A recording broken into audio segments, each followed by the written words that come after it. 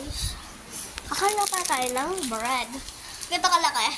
Pero try natin yung mga halbang tao, syempre. Aming pamilya. Ganito kakayanin hanggang dito.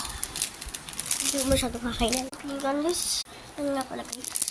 Kala-kala ko nga pala ito. Hindi ko na sila pinggan. Ano pala natin ng kutsilyo. Sasakan natin ang sarili natin. No. Ano pala guys.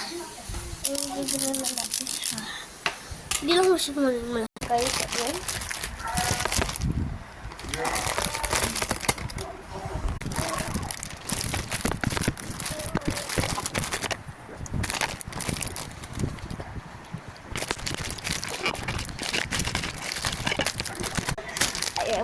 Ayun guys, nahiwanan natin siya.